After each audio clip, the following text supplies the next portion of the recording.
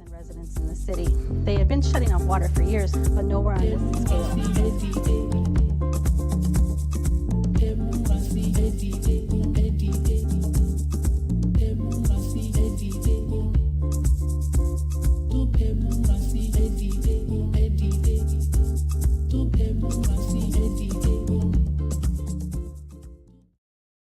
Welcome, beloved community. We are back again with yet another installment of the People's Water Board Coalition's Water Wednesdays webcast. And as always, I am here with my beloved co-host, Valerie Jean. Hi, everyone. And we can never forget our behind-the-scenes tech guru extraordinaire, Miss Angelica, who keeps us running smoothly. And today, people, we have the pleasure of having one of our favorite people. He's been on the show more than once, and we always get great information every time he is on the show. He's an organizer with CRAFT, which stands for Citizens Resistance Against Fermi 2, which is the nuclear power plant. For those of you who may not know, we almost lost Detroit. And he is here to talk to us about some things and some changes going on with DTE, and also how this current heat wave coupled with climate change is affecting the water and what it means for our communities. So it's a short show and we'll jump right into it. Thanks for being here, Jesse. Thanks, you all. I appreciate it. I like coming here and sharing our stuff, whether it be technical or just perspective, you know. That's what I mean? right. Well, you are the expert when it comes to how awful, you're the expert here in Detroit when it comes to how awful nuclear energy is for us and the planet combined. And so having you come on the show is always special and important, and folks always know that you're going to give us the real. Yeah. I actually got the idea for this show from your newsletter because at the top of the newsletter, it was like, DTE is cashing in on climate change. So how is DTE cashing in on the recent heat wave / climate change? Let's call it what it is. And what does it mean for the people in the water? Let's break it down. Yes. DTE is going to cash in on DTE's already cashing in, not even just on climate. I mean, they're getting these rate increases from us. 3 in a year. Just in that. But when you look back in the past, like 5 years, like sometimes multiples in every single year, anywhere from like 200 to like $800 million. You know what I mean? Like each time you add those up, and they're already cashing in. Not to mention, it's a for-profit shareholder ran utility, so they have to make the profits for the shareholders. So, and I'm pretty sure that ties into the rate increases, of course. Right. But they're cashing in on climate. They're cashing in on climate change after they contributed to it. Like they're a massive contributor. Major contributor, absolutely. They're cashing in on it after they helped contribute to it with all these like climate bills, with the Biden's IRA there a few years ago, when all the money for climate change was coming down the line. DTE started signing up for all kinds of all kinds of different stuff, whether it be like subsidies for like new carbon and capture. They're like trying to secure funds. They get paid. Trying to secure funds to potentially on the front end build a new small modular reactor, or they floated the idea of building a new reactor down in Monroe, which they already have a license for. It was just not in the public's opinion, a lot of folks feel like, and so that's why they haven't built it. But so public opinion matters. Make your voice be heard. Exactly. Public opinion does matter, but that's why they're trying to sway that. That's why they're trying to talk about nuclear as a climate change solution. But the issue with that, is they're not talking about the water uses. They're not talking about the heat that's produced at the core of that, the heat in the water that comes out. And so while they're getting these rate increases, while they're getting these subsidies, while they're tapping into this money for climate change, they're doing it all with the mind of they have to make a profit. A profit for the shareholders. And so And let's be honest, right? We just got, just so people understand the connection to water and water shutoffs and affordable water, right?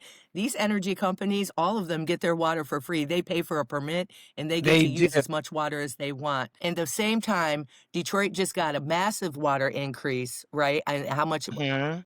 we have to pay for water, massive water increase, and we can't afford our water. But they get to do this and they get to contribute to climate change, get free water at the same time that people are getting And their get water shut millions off. and billions in subsidies from creating the climate change problem. Right.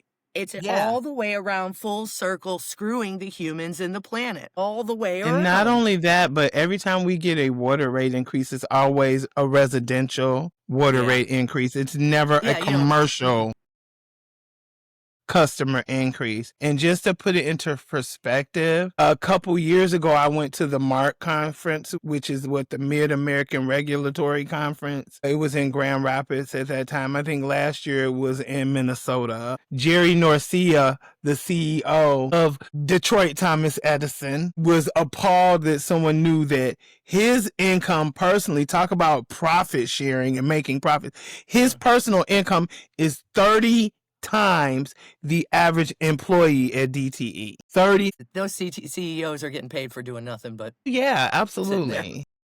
They're getting Absolutely. paid for sitting.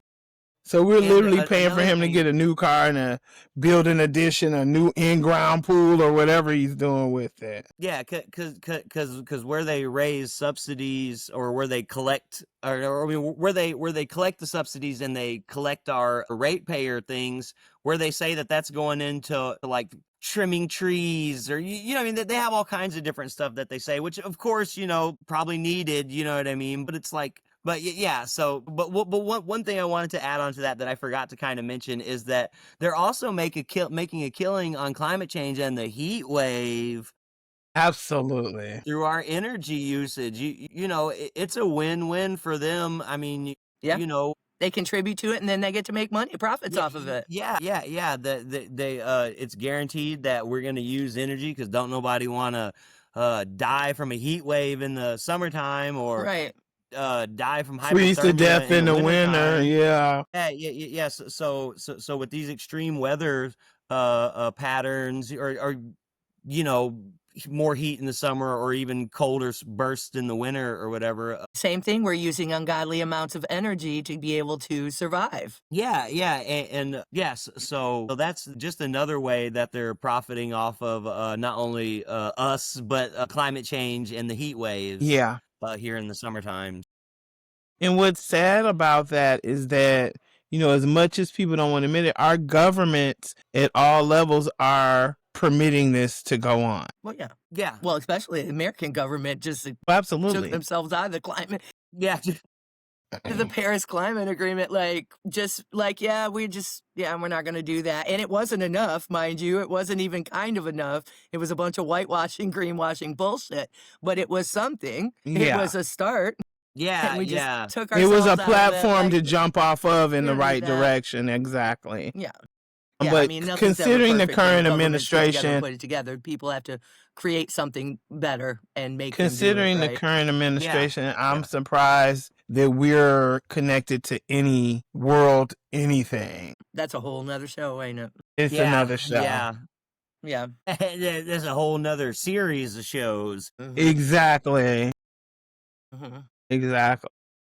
Yeah. But can you explain to us, like, what would be an accessible, fair, and just alternative for, like, getting our energy needs from DTE? What could be better for the environment, the community, and the people as a whole? Yeah, so you know, this is where System change comes in. yeah. This is where a systems change comes in, and not just like a whole overarching systems change, because there's a lot of stuff that's messed up and needs to be fixed and abolished. But if we bring that in and focus it more, a systems change around our energy systems, and that's where the concept of energy democracy kind of comes in, and cooperative energy Yeah. kind of Where the comes people in. have an oversight over it. Because Yeah, they, we're right? Yeah, and that can look like anything. That can look like people that are in the community, people plus community organizations. It could look like municipalities plus people, or it could just look like Mm-hmm. one or the other. There's all kinds of different options that unfortunately have never been able to really be explored here in this part of Michigan because Detroit Edison, DTE has had the lock on the energy market like as a monopoly A for so monopoly. long. Yep. Very Yeah, for monopolizing, so yeah. long. And just where it's, been around for so long and been like such a staple, it's almost like Ford or Chevy or Ford or GM or Chrysler, to where people been working for them for so long or been intertwined or they've been in the community for so long that they're almost like a staple. I Yeah. wouldn't say they're as influential or as on people's everyday lives as like the big three car manufacturers, but I would say that DTE is like a staple in people's homes, not just because we get electricity from them, but because everybody's probably known We have somebody to that's change worked people's for them. thoughts and Yeah. So yeah, just changing people's like perspectives on it, and also like reminding people that it's okay to criticize and look for change for things that aren't working for us. I mean, DTE's like, it's providing energy, there's like a ton of other utilities and ton of other co-ops and different folks that are doing that same thing, so it's not like they're the only person in the world that's doing this and have the only knowledge that ever existed on the subject of right. creating energy for a community. So like the energy democracy is like community owned. It could be like small microgrids in different parts of the cities. But the difference is that the people own it. The people that live in the communities own it, the energy and the energy sources, and make decisions on it. So the decisions aren't made based on That's right. profit for some far off shareholders' pockets. It's for local. Yeah, I mean, you said it the other day that the people have a different intention than a for-profit corporation would, right? We're going to Yeah. protect, Yeah. we're going to protect each other. We're going to protect the water. We're going to pay attention to how much water is being used. We're going to pay attention to how the energy is being used. All these different things. The people are going to have, have a different intention than the corporations, of course. So these are the nuggets that people need to start like chewing on in their mind, what it would look like to have our own and for us to be in control of it, our own, and that can Yeah. be, and like Jesse said, that can be done in a lot of different ways. It's up to us to imagine it. We have to start imagining it, right? And it's more fair and more accessible because, I mean, everything from a person who wants to break away from the grid. There's a lot of different conversations about people breaking away from the grid because then you don't support the whole grid or something like that. I feel like that might be a DTE talking point to keep people from Yeah. wanting to separate from the grid. For sure. But it's like everything from a person wanting to be separate from a grid. They have to go through all this. They have to pay a bunch of money. I mean, and get like these special permits and stuff. So it's not something that a regular person with limited resources can do. I think you have to be like a very wealthy people. a business and have tons of resources to get all those permits and that different stuff. And I don't even think you can do it in DTE's district without paying a bunch of money and getting these special permits. I mean, Yeah. as far as like what I've been researching on, like if a person can possibly go off grid in Michigan, Right. So yeah, everything from a person not being able to have that freedom of that choice or to do that, like these rate increases, like tons of people from like Detroit and other areas showing up and just all across the street, all across DTE's district and saying, dude, no, we do not agree No. with this. And then the rate increase is going through anyway. So like being not fair, being unaccessible, being basically BS from the very concept of breaking away from the grid to trying not to be overcharged for the grid. Everywhere in between, it's unfair and unjust and could be more fair and more just. And it feels like that people are also afraid because we're also kind of comfortable with DTE running everything for us. And it would be a lot of work. And it would be a lot of work to change that system and to create that new thing. But it's not like it hasn't been done before. It's not like there aren't rural co-ops that exist, municipal co-ops that exist. And it's like there's not anything to work off of. We're not recreating the wheel by trying to We have to be imaginative together. We need to come together and be imaginative. And we have to have these conversations and chew on them and do the research and Yeah, try to and hard understand. conversations too that Yeah. would generally turn a person away because they might be a little too much or something like that. But that's like, in order to have like the real change that's like magnificent on a scale, you know what I mean? Like we got to put that. It's going to take as much to be put into something as you want to get out of something. So as much good as you want to get out of something, Yeah. you got to go through it with it too. It takes just as much energy to put into it. Yeah. But first you have to imagine it. It's thinking or talking about imagining things and like visualizing things and really chewing on them. You organize a prayer walk for water and a nuclear-free future. I was hoping that you could touch on it today and kind of tell people why you organized that. Yeah, so I actually didn't organize that, and it's something that's been happening for a long time on a lower level, like on a more hidden level. I just kind of like went and attended. That's Yeah. I found out about this. This is something that's been happening for a while with these folks. Just a small thing. I just kind of like went and hung out with the organizers of it and was basically, you know what I mean? I was basically just like there, like as an organizer, but I didn't like, I knew No, I everything that was understand. going, you know what I mean? Like You I knew everything that attended. was going on and part of everything, but I don't want to take any credit for that because that's Sure. something that this one woman has been doing for a long time. And it's just like kind of getting more attention. So, but what's important about it though, it is Lake Erie. It's in bad shape, It's been a dumping historically. ground for a long Yeah, time. it's an impaired waterway, and a lot of the work that we do around Fermi has to do with, like the algae blooms and the pollution, not just the radioactive stuff, but also all the other stuff that they're dumping in there from that plant. We try to focus on all of it. And but it's like, like what am I and who am I really in the grand scheme of the universe versus like in compared to like the earth or like a great body of water like Lake Erie. You know what I mean? Right. Like who am I to say that like I'm going to charge in and save this lake? You know what I mean? And da da da da da without asking for permission, without having some sort of relationship with this water, and so some of the stuff that our group does is kind of like, have a prayerful intent, I guess, Yeah. without sounding too hokey pokey, you know what I mean, or whatever. Have a prayerful Doesn't intent sound hokey pokey and to me.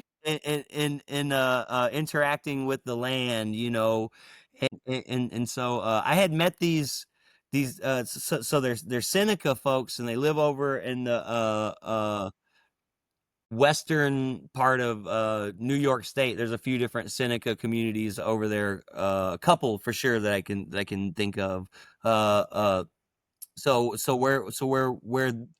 this is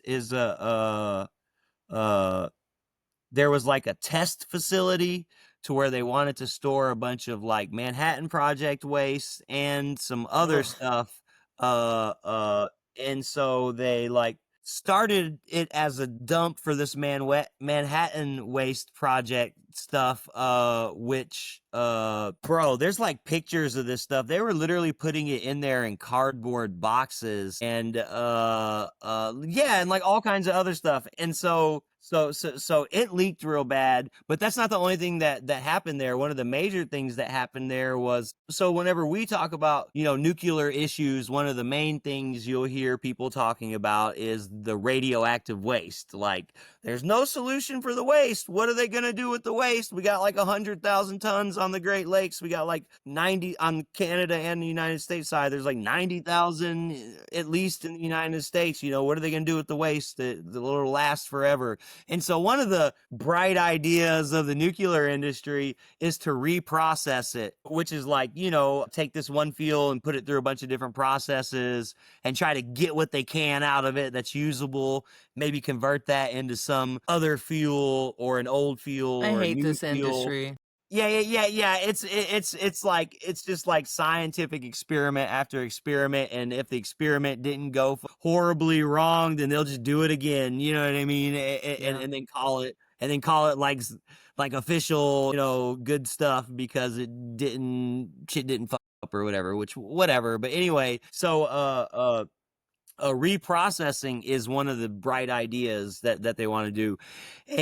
And so this was a test site and a test facility for these different reprocessing processes, you know what I mean, that it takes. And between the reprocessing gone bad, because there's like no clean way, you know what I mean, no matter what the industry folks try to tell you, there's no clean way to really mess with nuclear stuff. No. There's just no clean way. And like, Yeah, them touting it as green energy is actually gross, yeah, considering the waste yeah.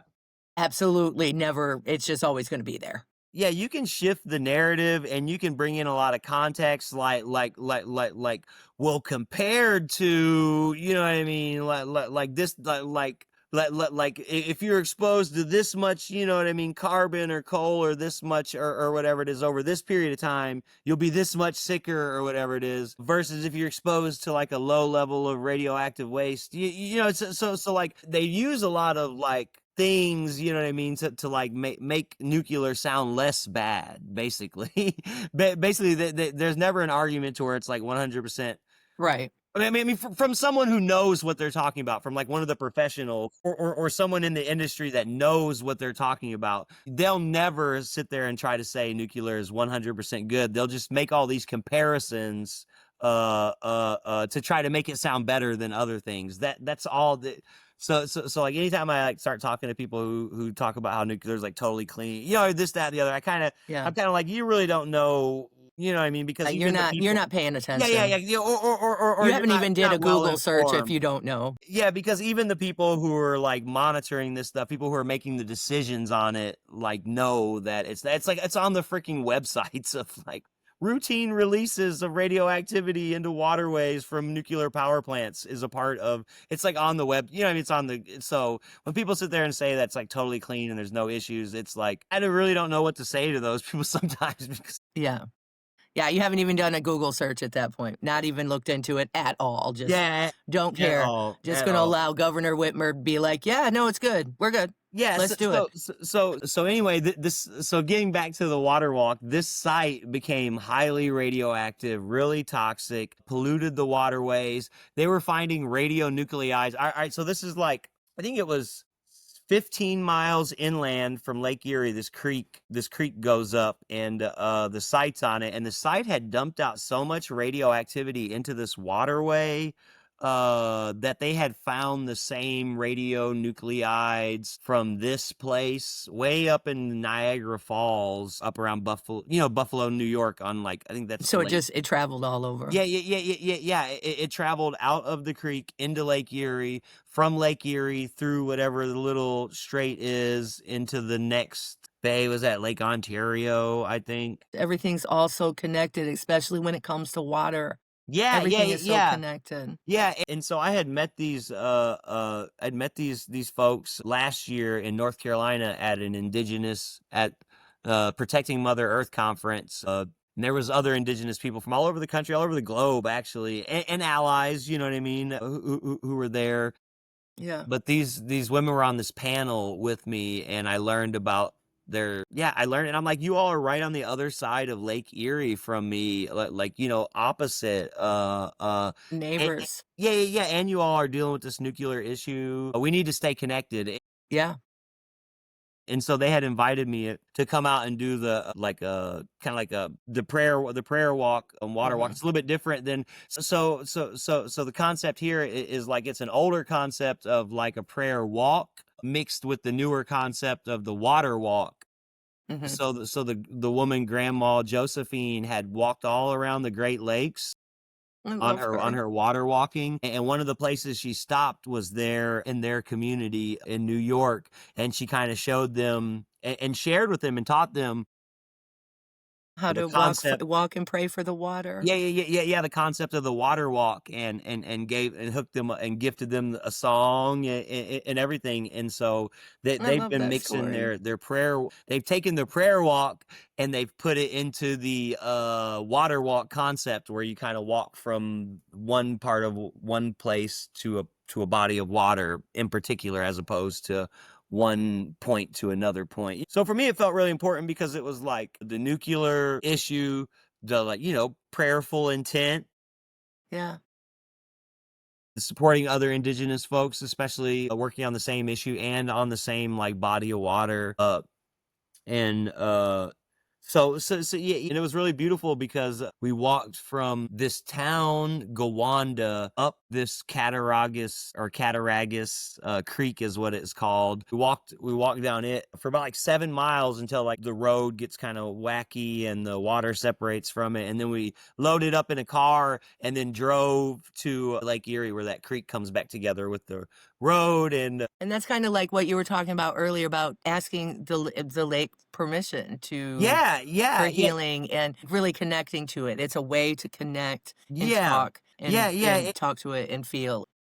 It's for me, it's important because it gives power to our it's a spiritual power. And as not just as an indigenous person, but as a Cherokee, spiritual power is like, it's like one of the main things that you have, you know what I mean? And freaking what's not the main thing, you But got it's a thing. community and language and different stuff, but spiritual power is like a big thing, and maintaining that spiritual connection to yourself and the land is important. That's right. And connecting to the water is important.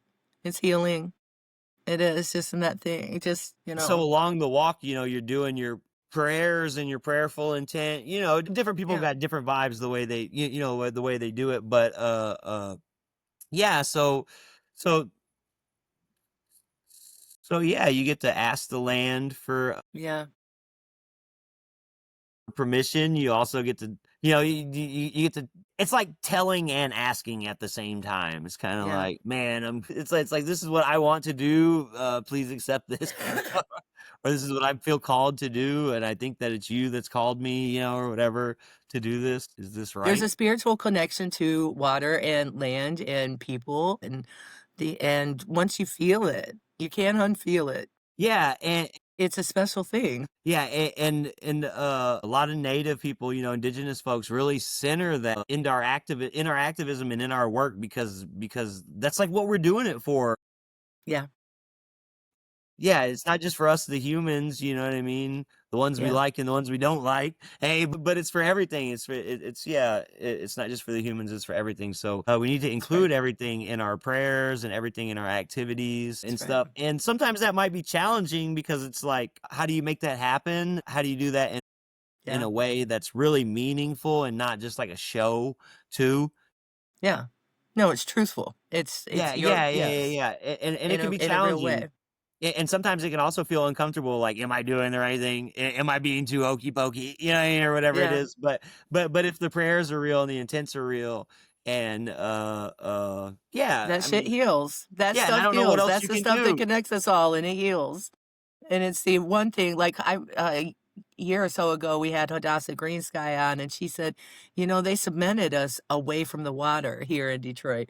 And the one thing that we need to be whole is to be close to the water. She said, but they cemented it all in so that we have a Yeah, complete man. disconnection from it. Yeah. And they knew that that was taking away our power, our connection, our healing. They knew that they would be able to manipulate us in any kind of way after they separated us from water. And it always makes so much sense to me when you walk around, like especially just downtown, you could see the cement separating us, all Yeah. of that cement, Yeah, yeah, yeah. And so we From need it. We need it. We need to be connected. We're supposed to be connected. Yeah, I have a thing about that. It's like when I first came back here to Michigan. Once upon a time in my life, lived very far away from mainstream society and the concepts of it. But when I came back to Michigan, I could feel it. I could feel that, like, whenever we walk on the earth, we got like this force that's like coming out of our heads, connecting to the sky. Got this force that's like coming out of our feet, connecting to the ground. This thing that's coming out of us, connecting into everything around us. But when we're walking on that concrete, just like how they use concrete to like trap radioactivity in things or whatever it is, it's like that it almost feels like our connection to the ground is not there whenever we have that concrete in between us. That's right. But as long as that we remember though that we have these, we're connected to the upper world, the sky, we're connected to hear things in this middle world, and then we're connected to the things below us. Right. That Then you're power. intentional about it, Yeah, right? yeah. I was And gonna you're say going to that be intentional about making sure that it's well, funny. My daughter always tells my grandkids to, if they're like being a whole anger ball and freaking out, go outside and put your feet in some grass. Go outside yeah, and put your feet in some grass. You need it. You know, get it's the same connected to kind of it. thing that you're talking about, right? Like, because and sometimes you need somebody to remind you you need it. You need Yeah, it. and sometimes we feel disconnected from the earth whenever we're on concrete or asphalt and stuff like that, or we feel like that the earth is so far away. But it's not really. If you know, if you think hard enough, you can think about how the connection coming from the bottom of your feet could technically just be like, it's not physically cutting through the concrete and the earth or whatever it is, but when you're forcing your spirit strong, you know what I mean? It's like metaphysically, or symbolically, or whatever you want to call it, your energy connection to the ground is cutting through that concrete, is cutting through that asphalt, and is going down to the very cores of things, and so that's also why it's important to keep your spirit strong, your Yeah. connection. Go touch the water. Yeah, Go yeah, touch yeah, the yeah. Go land. touch the water, and Pray if the for it. water's not, yeah, and if the Talk to water's it. not safe to touch, you freaking Really prayer. pray for it. Yeah, yeah. Pray for the time to where it is safe to touch. You know what I mean? And envision that world and how it got there. To Make things whole again. Yeah. That's a great I always love talking to you, Jesse. You always make my heart sing, and give me thanks. these nuggets. You do. You always give me these nuggets to think about and chew on later and really, make good intentions with. I appreciate you. Yeah. I'm so grateful that you come on the show frequently and you spend time with us and you give us great things to think about and talk about. Yeah. So Yeah. I appreciate you all too, because you don't always require me to come here and be like, like the this, that, the other, because a lot of the work and I a want lot you of like just the way you are. yeah, a lot of like the work and a lot of like what we need is like a conscientious change, and we need to be thinking about some of these concepts of where our minds and our actions, emotions can be placed to help us move forward, and so sometimes it's about like these ideas and these thoughts that Yeah. we share too. That's wonderful.